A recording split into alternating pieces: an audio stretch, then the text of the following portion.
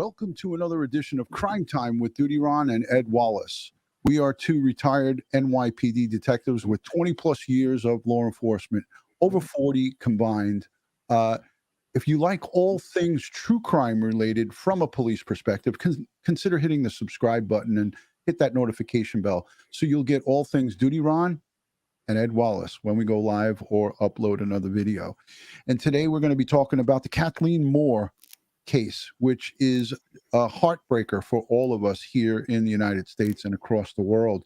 She was a 34-year-old woman who was dating a bad person for on and off 5 years. Ed, I wanted to just go to you quickly. We're going to show some media, but how you doing this evening, Ed? And thank you for joining. I'm doing good. I'm just, again, not happy with the results of what transpired today. Yeah. Another tragedy in our society. Domestic violence is a huge problem, and we need to look for solutions of some sort going forward. But we have domestic violence running rampant in America, and a lot of things come into play, like bail reform, all the different soft laws on repeat offenders. This guy's got 19 collars. 19 arrests is way too many for somebody to be running around. Nonetheless, look at the end result of what we got going on here. But I want to say a special thank you to the Patreon supporters, the channel members, and all the folks who positively interact in all of these live streams. You guys are an instrumental part of making this a great place, and I thank you for it. Really, you guys are tremendous. The replay viewers, I tip my cap to you. We don't like to bring these difficult cases to speak about, but domestic violence and things of this nature are something that's near and dear to us law enforcement retired professionals. And we would be remiss if we didn't speak about this. We need to talk about this type of criminal activity and the things that are going on across the United States. And we need to also get together and have conversations about how to prevent or detect domestic abuse. Again, we're going to hear the sheriff talk. I'm going to play the press conference from the arrest, which was from a day ago, and then I'll segue into the second press conference, which announced the positive identification today of Kathleen Moore, 34 years old. She lived quite a bit of distance away from this location, and she was there for Thanksgiving and then was out with her boyfriend and some friends, and things went pretty wrong. We'll get into that in a few minutes. But yeah, Belinda, I believe it is getting out of control. It's been out of control for a long time. But thank you for joining. So here we go. Without further ado, I'll play just a small part of this. This is from yesterday, and then fast forward to today. Not only do we have the defendant in custody, we also have the victim recovered and identified positively through tattoos. So let's get into it. Here we go, guys.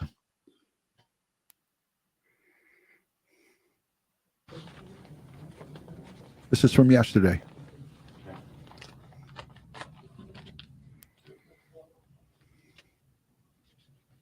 Everybody good to go? Evening. I want to start off with our thoughts and prayers with the family and friends of Kathleen Moore. And we're offering victim advocates and any assistance that they need during this time. The one thing, we at Pasco Sheriff's Office, when we find somebody is missing, they've run away, we post their information as soon as possible. The one thing that our detectives talk about in this case is the amount of family that have reached out, the amount of loved ones that have reached out, whether it was Kathleen's nursing school friends, people that she works with, the amount of love that they were showing trying to find her. So if there's one thing that I can tell the family is that Kathleen was absolutely loved by this community. This is also a sad reminder that domestic violence occurs in every community. And here in Pasco County, we have Sunrise Domestic Violence Shelter. So if there's anybody in a situation that violence is going on in their relationship, please reach out to Sunrise. There is help. there are people that want to help you, whether call 911, get the sheriff's office, we will get you in touch with Sunrise. We need the community's assistance right now because we are looking for the body of Kathleen. This is from yesterday, folks. We need any tips we can get, and I will get further into that information. But the other part is, which I know a lot of people have figured out there's an arrest. The Pasco Sheriff's Office, along with the State Attorney's Office, I want to thank Bruce Bartlett for his leadership there. We've arrested Colin Scott Knapp with second-degree murder. So a lot of the information I have is still preliminary. This is still an ongoing investigation. Sergeant Rose is here. He leads up the major crimes unit. There are some things we can answer. There are some things that we cannot answer. And there's some things that we shouldn't answer. And right now, we're trying to get resolution. We wish that Colin would provide us the information of where Kathleen is. And we delayed this press conference a little bit because we just arrested him this afternoon. We were hoping he was going to provide information during his interview. As one of our detectives described, he was very cold. Even when we were begging with him to tell us where her body is, he wouldn't give us that information. The other reason we can't talk about some things right now is because we have to find justice for Kathleen and for her family. There are things only the Pasco Sheriff's Office knows, the State Attorney's Office knows, and Colin Knapp knows. If we release that information, we can hinder the investigation, we can hinder prosecution, and we can hinder justice in this case. I want to thank Bruce Bartlett and the State Attorney's Office. They've been great partners in this. The Pinellas County Sheriff's Office and FDOE, they're with us providing this information, so I want to thank them very much for being a partner in this case. Kathleen, she went missing early Monday morning. We cannot find any evidence after the fact that he told us she was at his house, from that moment on. She was originally reported missing out of Pinellas County. Pinellas County got that case early Tuesday morning.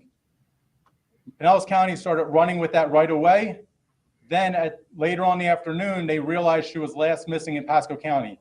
That's when Pasco County picks up the case.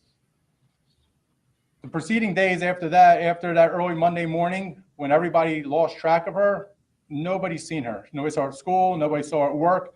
She was supposedly very active on social media. No accounts, nothing was being seen on social media. Pinellas County then pinged her phone, and there was a man who had found her phone at the Walgreens. He actually tells us that he dumpster dives, and he found that there at the Seven Springs Boulevard and Little Road. So we continue to follow up information there. So we found out through the investigation that Colin had some garments of clothes that he had taken to work at Harold Seltzer's. He then puts it in the dumpster there. We find out in the investigation. Our detectives meet up with the waste management people, ask to get all that stuff that's in the dumpster brought to a landfill, and they go through that. I can't tell you the dedication of the women and men in that unit, of the entire Pasco Sheriff's Office, but let me just emphasize in that unit right now. They were digging through the dirt. They were digging through all that mess. Think about a restaurant dumpster. They were going through it day in and day out. They were constantly going through it. There are women and men in that unit that have barely slept in the past 6 days. They have a few hours of sleep. That's how dedicated they are. We've had canines out there searching. We've had drones out searching. We've had every tool possible. We do everything. When somebody goes missing, we will put every resource out there to find them. As they were going through that search, they find his article of clothing, and they find bloodstains on it. We send those bloodstains to the FDLE. Again, I thank the FDLE biology lab. They did a phenomenal job. They worked relentlessly. They matched those blood to Kathleen. So we went back to State Attorney Bruce Bartlett's office, who got a judge to sign off on a second-degree homicide warrant for Colin Knapp, which we immediately served this afternoon. Colin Knapp, his date of birth is 6/1991. He has 10 previous felony arrests and 9 misdemeanor arrests since 2004. Some included ag assault, ag battery, and domestic violence. In that case, Kathleen was not involved.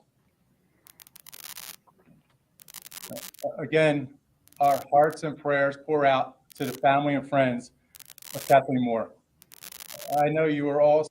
Okay, I just wanted to show that, Ed, so everybody can get a good overview of some of the great work forensically that went on in this case behind the scenes. I know that you and I spoke about this briefly today. You were busy doing lots of stuff. I'm busy with my regular full-time gig, but we did speak about how important that forensics, the dumpster diving guy, the lab people. If you want to talk a little bit about what went on in the investigation behind the scenes, that would be great for the listening audience. So apparently, after the homeless individual that was dumpster diving found the phone, and the phone was pinged and answered, and law enforcement became aware that dumpsters possibly contained evidence in and around the neighborhood where the suspect lived, the defendant lived. They started gathering up the dumpsters. Actually, they gathered up 14 dumpsters, brought it to the landfill, emptied them, and they went through all of them and looking for evidence. They found the clothing belonging to the defendant filled with Kathleen's blood from the restaurant dumpster where he works at. They found other evidence at the 7-Eleven dumpster, and they collected that. Apparently, they got warrants and went into his house and came out of the house with evidence, and the evidence were in bags. I'm imagining it based on my experience of the type of architecture down there in Florida and the type of evidence that's involved in this case. It was blood evidence. It's very difficult to clean up all this blood. Now, with so much blood, because, based upon the warrant, they were able to, they used the amount of blood that they had found to convince a judge that, in fact, Kathleen was dead. Right. So that means there's an extensive amount of blood.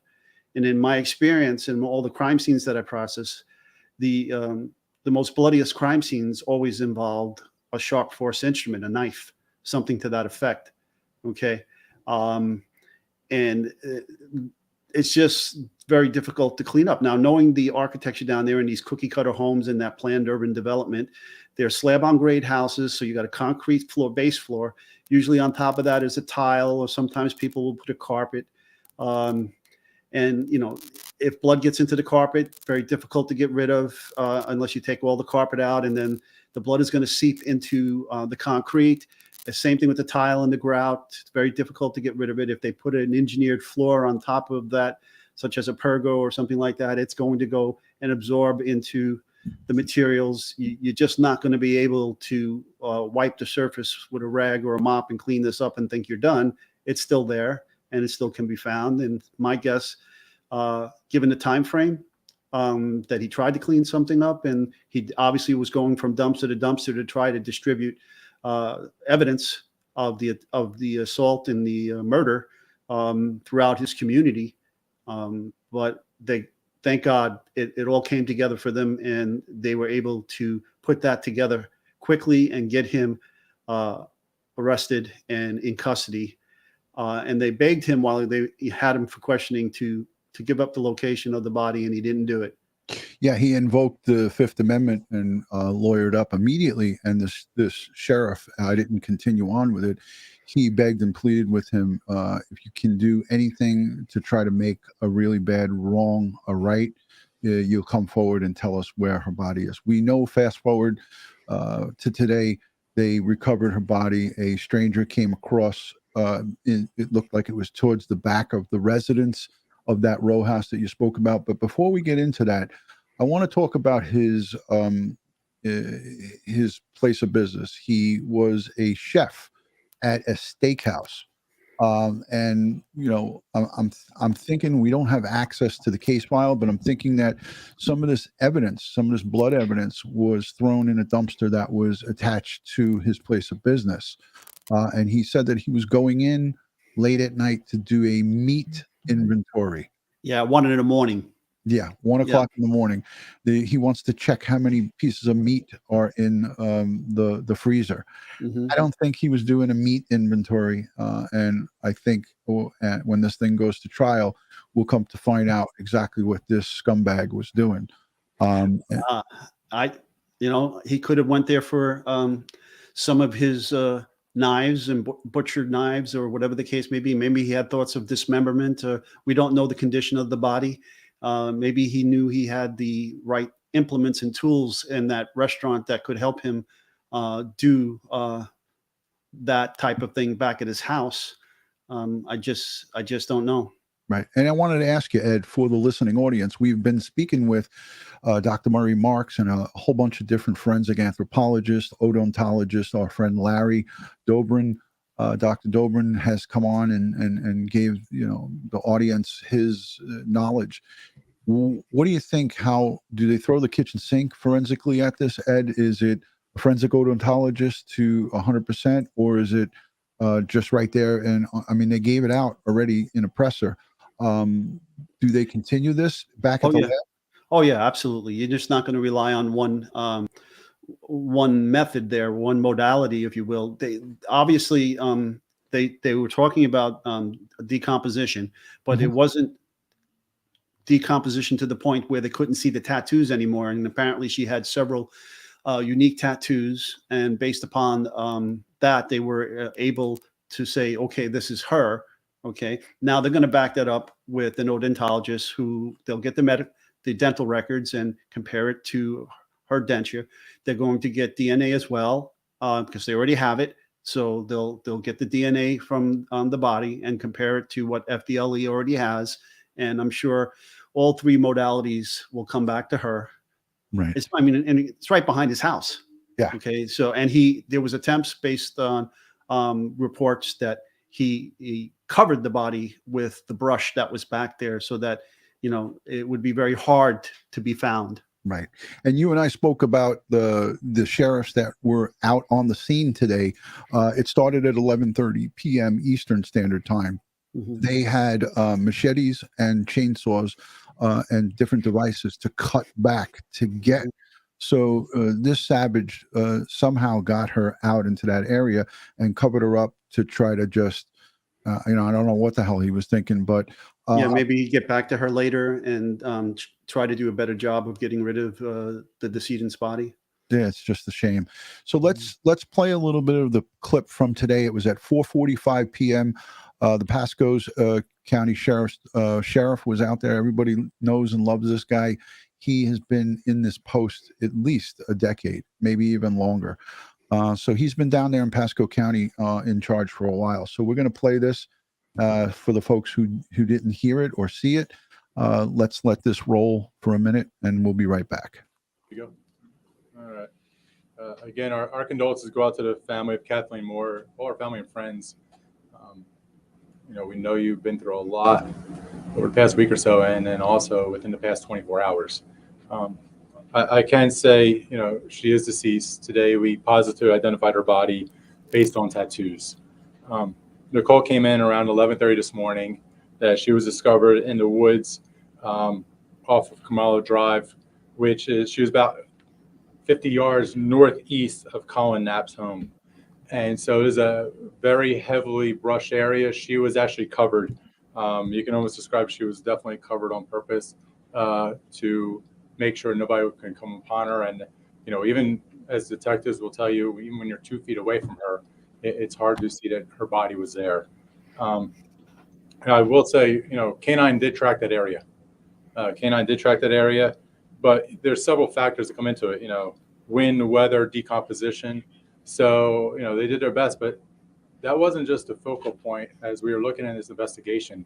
There was an investigation. There was numerous places that we had looked at, the dumpster where the cell phone was found, at Sam Seltzer's restaurant, the dumpsters that were brought to a location to go through. And I want to reiterate that. There was a lot of evidence that had been found as dumpsters. And when that was found, there was 14 additional industrial-sized dumpsters that went out there that our detectives combed through. Over 20 detectives were combing through these dumpsters because that's where all the evidence was leading to. But again, I want to thank our citizens. Last night we put out a plea for help, and they did. At 11:30 this morning, we got the call because citizens were out there helping us. And that's the one thing about Pasco County. Our citizens work with law enforcement. They work side by side with the sheriff's office. That's saying we fight as one. That's all of us. That's the we. And we are going to bring justice for Kathleen. We did that together. I wish to God we could bring her back. She's with God now. She's with the angels. And we pray for her. We pray for her family right now because they're going through so much. But with that, we will bring her justice. We will bring her family justice. That is important. So, I want to thank all the members of our community. I want to thank our detectives for the outstanding work they did. And I just ask right now that we pray for her family. And I also ask that if anybody is in a domestic violence relationship, please use Kathleen's life to learn from the fact that maybe her life, her sacrifice that she went through is to save somebody else. And it is to save you because you're in that horrible domestic violence relationship. Get out of it. Because if there's something positive that can come out of her death, is that somebody else will live. So please continue to pray for her. If you're in a horrible relationship, please get out of it. There are resources like Sunrise. We will get you help. With that, is there any questions for myself or Sergeant Rosa? Good afternoon. My name is Michael Rosa, ROSA. I'm a sergeant with the Pasco County Sheriff's Office Major Crimes Unit. And no, ma'am, to answer your question, it is too early in our investigation to actually determine or release that information. Do we anticipate charges being upgraded now that the body has been found? It's too early to say that, ma'am. Anything you can say about the search and canines from the Pasco County Sheriff's Office going over this area and not finding her sooner?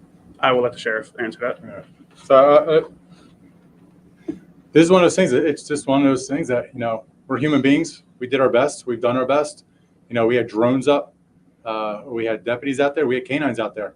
And it's one of those things. She is a very wooded area, covered up. Wind, weather, decomposition, those all play factors in a search. So I'll go back to it. It's everything in life works better when it's a team. And that plea to our citizens, we mean it. We want our citizens to work with us. And that's what happened. The citizens were out there working with us. And those dogs do a phenomenal job. But this is the facts of life. We have to work together as a team. And when we work together as a team, those are those things that came together. And we were able to find Kathleen. That was a critical part. But, I'm proud of the work our detectives did. The focus of the investigation actually was those dumpsters. 14 industrial-sized dumpsters. People were, remember, the evidence, the blood-stained clothing was in those dumpsters. We had to search all those dumpsters before they got taken off to landfills. We wanted to make sure that every piece of evidence, God forbid if Kathleen was in one of those dumpsters, that we found her before they were taken out of our community. That was a focus for us. There was no evidence that led us that she was going to be 50 yards into that wood line at the time. What was priority for us was getting into those dumpsters and making sure she was not in there. As horrible, as gruesome as that sounds, it's the truth. And that's what we had to focus on at the time. But as we go back, was that area going to be searched again? Yes, because we did our due diligence in those dumpsters. We were going to go back to other areas to keep searching. We know it was critical to find her. We know it was critical to Bruce Bartlett's office at the state attorney's office to make sure that they get prosecution. And I know, and I heard people, how can you make that arrest? How can the state attorney get a warrant when there was no body? There was a lot of evidence. But we know finding her, 2 reasons. One, most importantly, is for her family. I can't imagine a family, one is knowing she's dead, but even worse is not knowing where she is. Second is to make sure we get prosecution, we get justice in this case. So I can understand that part where people say, I can't believe that, how can you not find her? It wasn't the focus at the time because all the evidence led us to believe she may have been in one of those 14 dumpsters. Can you talk a little bit about the evidence, a little bit more about the evidence that you guys used to make that arrest yesterday? Obviously, we couldn't talk about it because we hadn't found her. Right. Does finding her now change that? And I'll let Sergeant Rosa, because they're the ones going to be working with prosecutors. So not necessarily, ma'am. So we can tell you that it was more than just the blood on our defendant's pants that led us to the arrest. However, a lot of information we cannot reveal at this time. I will tell you that my unit and my leadership has worked multiple homicide investigations, and our investigations don't stop after an arrest. Our investigations, most of the time in homicides, begin after an arrest. So we were planning on doing multiple other things for this investigation, to include researching those woods. Can you talk a little bit about the tattoos that were used to identify her? Where were those located and what were those of? Probably out of like respect for the family, I'm not going to give you where the tattoos were located, but there were multiple tattoos that specifically identify her. Are you able to give us a time of death or an estimation on when you believe she might have died? No, ma'am. And at this point, we are working on that right now with different scientists right now to figure that out. But however, we cannot give that. I would be guessing at this point. Sheriff, I know you had a message for Nap yesterday. You were pleading with him to say something to help us find her. Obviously, that didn't happen, but now that we found her, any message to him tonight? Yeah, and I'm going to get that one point. I just want to hit this other point too. Remember also, when this investigation started and it came out of Pinellas and they said Kathleen was last missing here in Pasco, we didn't assume that she was dead. We assumed that she was alive, and we were searching to find a live person. So those are those things. When you're doing searches, you're moving quick. You're going places. So I just want to make sure that's out there. A message to the arrested individual in this case. I go back to it again. There is a God. There's a God who knows everything, and he cannot take back. The suspect cannot take back what he did in this case. But what he can do is make something positive going forward. Make it easier on the family. Answer their questions. Answer the why. Because we have the evidence. We have Kathleen now. If he wants to make a positive difference in somebody's life, help the family out. Answer their questions. Give them a little bit of piece of justice back. Give them, don't let them live with that why the rest of their lives. Answer their questions, because that's the only thing right now, the only thing that you could do that would be a positive in somebody's life. Have you guys made contact with NAP today after you positively identified Kathleen? No, ma'am. Last time we spoke to Mr. Knapp, he said that he no longer wanted to answer any more questions. So at that point, we stopped. Is it possible that she could have been moved from a primary location to the second location, or do you believe this is where the crime occurred? We probably can't answer at this point. Our investigation is still going. I really can't answer that at this point. I apologize. You said she was covered. Was it with a blanket? Was it with dirt? She was buried? Can you kind of describe? So the best way to say that she was covered by the environment outside. All right. I got to say, these are professional law enforcement guys. They were respectful to the family. They did not want to jeopardize the investigation by giving too much. And let me just say this. Her mom, we watched her talk on national television. She gave several interviews I saw last night. This is a fresh wound for this family, for the Moore family. And they were respecting the decedent's family. This is not a time to talk about tattoos. This is not a time to talk about his arrest record. This is a time to send prayers, strength, and positive vibes, and let these folks bury their daughter, their loved one. So I got to give a lot of credit to Sergeant Rosa and the sheriff. Now, people have asked, where is Newport Richey, Florida? And I have it written down on my pad here. It's on the West Coast, and it is right outside of Sims, Florida. It's right close to the coast. But it is there is nature preserves surrounding this area. It's not rural, but then again, it still has a lot of vegetation around. Ed, Isn't that where the spring training camp is for the New York Mets? Port St. Lucie is on the East Coast because I go there all the time. Okay. This is the opposite coast, but the Yankees are in Tampa. Right. Up the road. Yeah. But that's not my team. No. So some of the folks in the chat those are some of the questions that I saw. Newport Richey is about 3 hours north of me, says Melissa. That's our good Italian friend, Melissa Sassino from Florida. Thank you so much for that information. But really right now, with with us, we're going to also respect the family by not doing a deep dive into locations where tattoos are. People said that they were on the missing persons post. You can go if you're interested in that. I am aware that there is a little bit of static. I mean, I'm going to go double check all my cables after this broadcast, but just grin and bear it for now. It is minimal. I do hear it. And thank you for everyone letting me know about that. Ed, any thoughts on how quickly they expedited this case? This is reminiscent of the greatest detectives in the world, the NYPD. Any thoughts on that? Well, I give kudos, shouts out to the Pasco County Sheriff's Office, the Pinellas County Sheriff's Office, working together. That whole area, I know it well. The Clearwater, Largo area, Hillsborough County is also there by Tampa. I trained a lot of these people over the years. They're great people. They're crime scene investigators. Most of them are civilians, and they're great people. Great work done here to find that evidence in those dumpsters, to start looking at those dumpsters immediately and catch them before they got away to the landfill.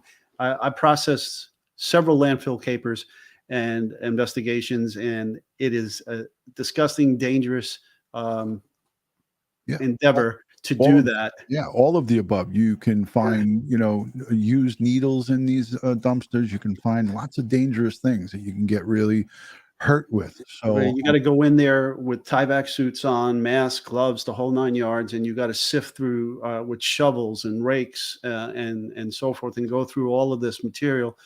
And unfortunately, I've had several cases where we covered human remains, dead fetuses, and things of that nature. But they did a great job here. They got the indictment. The really good thing about this is how quickly they were able, not the indictment per se, but the warrant. And once they got the warrant, now he's under their control, so that he wasn't going to run. He wasn't going to get away from them. And so you don't need the body. Many people don't understand that. You don't need the body to get an indictment and to have a trial. We had several high-profile cases here in New York City. Again, the Kimes case, Mrs. Silverman was murdered. We never did find her body, but we got the convictions. Okay, so great job here. Now that civilian walking behind the house finds this body. And that was just a day after they arrested him. And so now we have all this forensic evidence that's out there. And you're going to have all your forensic experts helping with the medical examiners. Your pathologist will be there again. Your entomologist should be involved too, to go out there and see what kind of insects. Also, you would probably want to get a tool mark specialist if he used any type of tool, but because apparently it looked like he had some kind of lawn maintenance business, because there's a truck and a trailer on his front yard that seems to suggest that he works in that area. Well, if he had any tool and he used those tools to cut the branches of the trees and the bushes and so forth to place over the body, then you can match those cuts to the tool that was used. And, then, obviously if those tools are in there, in addition, what people don't realize as well, then you can swab the tool itself, and you can get the DNA from the plants and match it back to the plants that were cut. Right. Yeah. So there's so many things that can be done. And, we talked about getting the not the anthropologist, the forensic plant and botanist. Thank you. So we tried to get one of those guys or girls to come on. It's a tough one to get. But we plan to get one of the forensic botanists to come on and speak about this. And that comes into play here. Yes. When this goes to trial, they're going to dot their I's and cross their T's. I want to ask one of my mods, preferably if Dawn Marie can just Google the actual address of this location. And then I'll put it up on Google Earth, and then we could show everyone an overview of the backyard area. Because, again, I have my notes here. Her body was recovered 50 yards northeast of the perpetrator's home. And I don't even like to mention his name. So I'm not even going to mention his name or show his picture. I removed his picture from my thumbnail from earlier today. But if Dawn Marie, if you could text me that to my phone, the address, I'd like to put that in Google Earth. But Ed, I wanted to ask you another question too, is we spoke about a mutual friend that that I don't know, but Dr. Murray Marks knows. Do you think she would have been on this case? Is that in that Sarasota area? I think it is on the West Coast. It's north of Sarasota. So it's So again, I don't know if District 12 Medical Examiner's Office covers that, but it's a possibility. I'll put a call in and see if she is involved. yeah, I was just curious. Because it doesn't matter where in Florida it is. If the medical examiner has a contract with a specific anthropologist, then they'll come in from wherever in Florida and work the case. Right. I'm going to put you full screen. If you could just give just a little bit of background of, like, say, most people have been watching this all day. What goes on? They secured the scene, and just talk about what they do from the start. When you get the call, it comes in, a person stumbles across what looks like a human remains. What happens from there? How does the wheels start spinning for the listening audience? Okay, so the crime scene investigators get on scene. They're going to have a briefing with the assigned detectives. After that briefing, the crime scene investigators are going to put on their personal protective equipment and do what's called a walkthrough of the crime scene. So they're going to go into the crime scene. We in New York City, we work in pairs of two. So it would be myself and my partner, and I'll have the lead in one case, and my partner will have the lead in the next case, and I'll be my partner's assistant, and so forth. And that's how it works. So if I'm the lead, I'm going to go in there, and we have our assignments. I'm going to be taking copious notes while my partner is assisting me sketching the crime scene. So we're going to first look at the scene as we found it. Okay, not touching anything, not moving anything, not conducting a search, just documenting positions of things, plain view evidence, locations of victims, evidence. All that stuff gets documented in written notes, and then it's also listed on a sketch. It's drawn on a sketch. Then once we've done that, we back out. We speak to the detectives again and say, hey, our walkthrough revealed this. This is what we see. This is the evidence we see with plain view without having done a search yet. Now, in this case, it's outdoors. We don't know who owns that property, but apparently it's not his. So there's no warrants required to process this outdoor scene in this case. So great. Next, we go back in and I do my photography. I photograph the scene as is with long range, medium range, and close-up photographs with and without scales and numbers. Okay, once I've done that, I've measured out where all the evidence is. I have an evidence log. I list all my evidence. I have all my descriptions of the evidence, and I have all my measurements. Now, we use a lot of high-tech equipment nowadays from when I started in the 80s to now. So we take out a 3D laser scanner, and we'll scan this crime scene from multiple points, and it measures everything in 3 dimensions. Wow. And so, and then with the right software, it builds your models, it builds your diagrams, and you have a 3D walkthrough that you can show the jury. And it's much more sophisticated now than it was when I first started in the 80s. It's a great thing. It's a great tool. I use it in my training. I teach people how to use it. And it's makes our life so much easier and so much faster to process the crime scenes than having to take all these copious measurements and use survey instruments and tools to go out there and do this. Anyhow, so now once that's done, now we can start clearing that area. Meaning pick up all the evidence around the body and so forth, get it out of the way so nobody damages it, and then we can start clearing that brush. We can't clear the brush right away. We have to take steps to get to that. Now once I've documented everything as I found it, I can start clearing away that brush, right, as these officers did. They set up a tent immediately because the local news station had a helicopter up, and had that tent not been there, that helicopter could have captured the victim's body at the scene. And so they protect that victim's privacy from the helicopter cameras. Then they process all the evidence around the body. They work with the medical examiner's office. The medical examiner's office is in charge of that body, not the detectives, not the crime scene investigators. Right. And Ed, they talked about drone footage, right? Would that come into play of review or that comes in later? Well, they said they had drones up for a search. So they may go revisit those drone images now to see if they had captured the spot where the body was being hidden. Missed. And then they would review that and look at it and see if they missed it, or if you know, it depends on what kind of camera was on the drone. Did they have a thermal imaging camera? Did they have an infrared camera? Or was it a standard high definition digital SLR camera? We don't know what they were using, but anyhow, so they would work that. The medical examiners then would work the body, and that's where the medical examiner's office, if they have the right contracts in place, could call out an entomologist. You get your bug expert out there to gather up any of the insects that are there. Or if the crime scene investigators like myself are trained in that, they can do it themselves. The sheriff's crime scene investigators document and collect all that insect evidence, and this way then give it to the entomologist, and then the entomologist can help determine time of death with that, or assist with the time of death. Then the anthropologist is going to deal with possible knife wounds, slicing wounds, cutting wounds, dismemberments, you know, any type of tool marks left by a knife or some kind of cutting instrument on the bones, if that in fact occurred. And then it's apparent that she wasn't too badly decomped, that there's still tissue and muscle and bones, ligaments, and cartilage that the medical examiners can work with that and see, you know, try to find stab wounds, slicing wounds, blunt force trauma, whatever the case may be. Maybe there's some arterial damage. They sliced an artery or something. And because we heard in the news report that a substantial amount of blood was recovered before her body was found.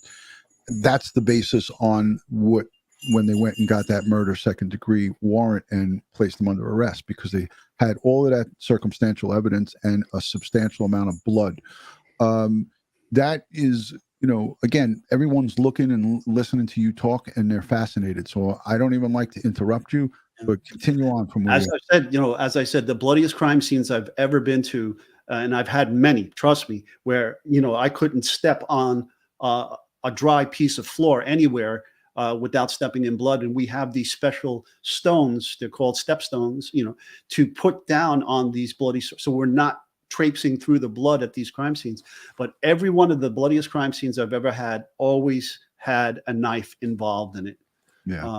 So I wouldn't be surprised here if that's what we have. I have an overview of the map of the street. I'm not going to get the exact location and put it on here not for privacy reasons, because this scumbag doesn't deserve privacy, but that's just how we do it here. But this is an overview of the actual Carmel Avenue. I'm not going to say, but it's between here and here somewhere. And you have, let me just zoom in quickly. So you have this area where there's, you know, a lot of vegetation and growth. So to imagine maybe back somewhere here, or here is another huge area of water slash, I didn't hear them talk about water, but they really, Ed, didn't go into a lot of detail. If you scroll down, keep going towards the other direction. Keep going towards the other. Yeah, right So there, this is Carmel Avenue right here. Yeah, so it was back in to your left. Okay, into that circle.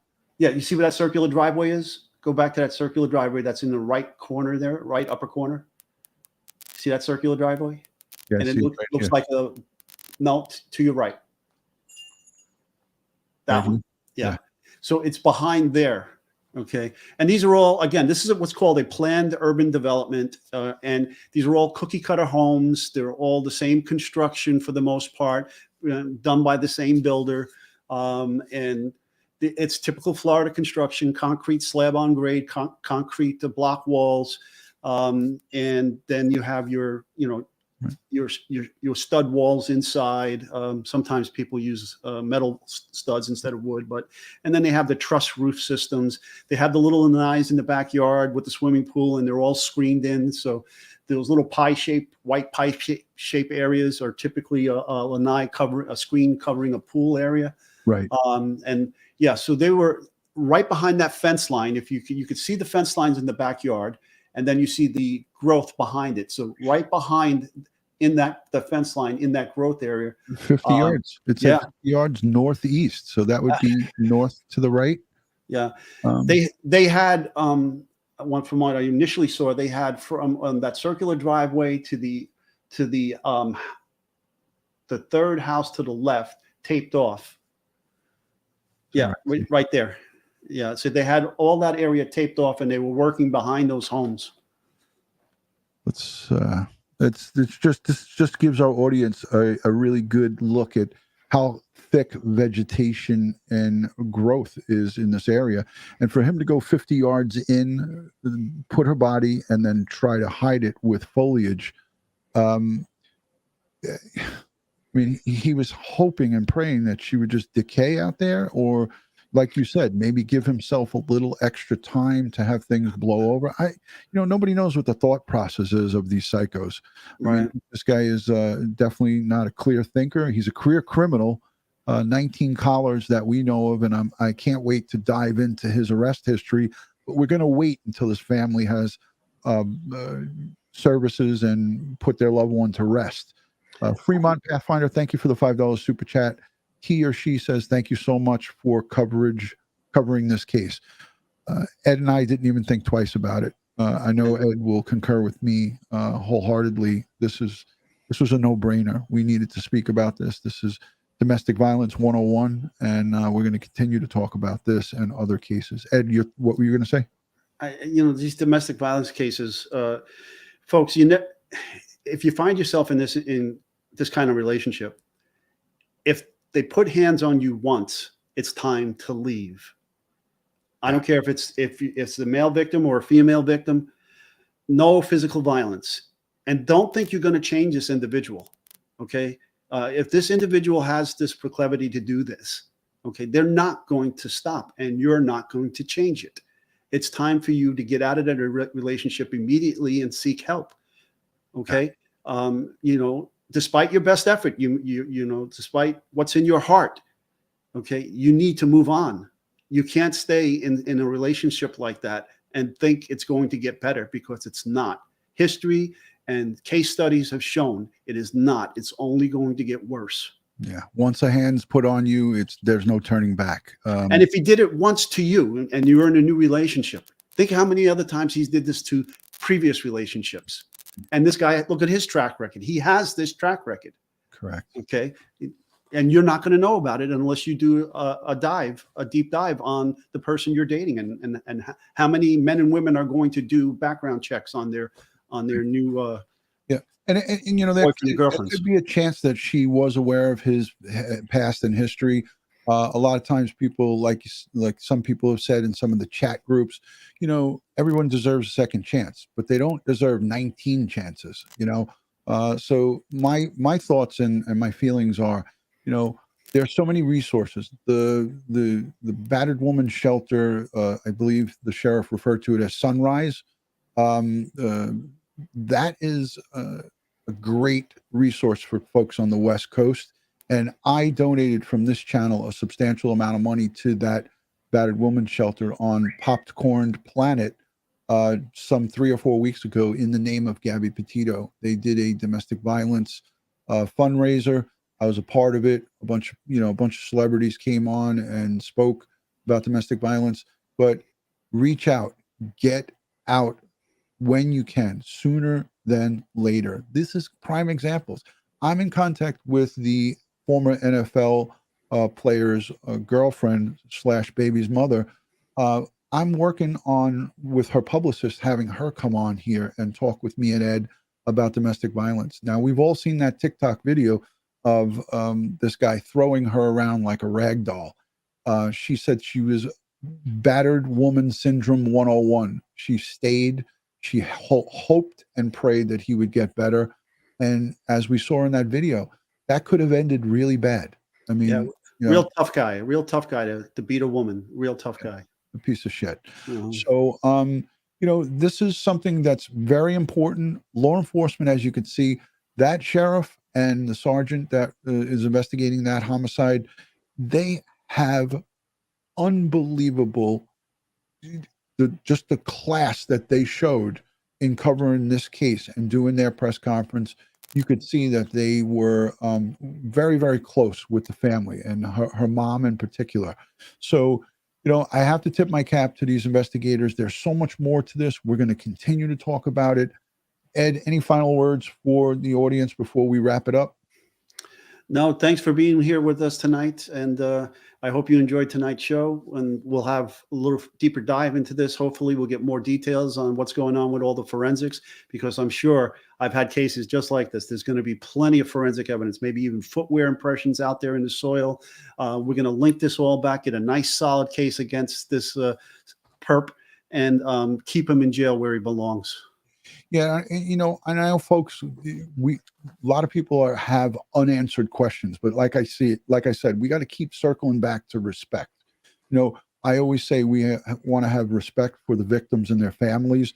And at this time, it is important for us to talk about it. We did an overview of the forensics. Ed is a forensics expert. You know, he has so much experience in crime scene and recovery of evidence that Ed could have went out to this location and handled this job with him and maybe 2 techs with him, and they could have done this scene. And you know, the experience that he brings here to Crime Time with DutyRon, you're not going to see this on any other channel, because the amount of experience that he continues in his retired life, training and passing on to other agencies, that is invaluable. A guy like him going around and training other law enforcement agencies is what we need. We need more training. The more, the better.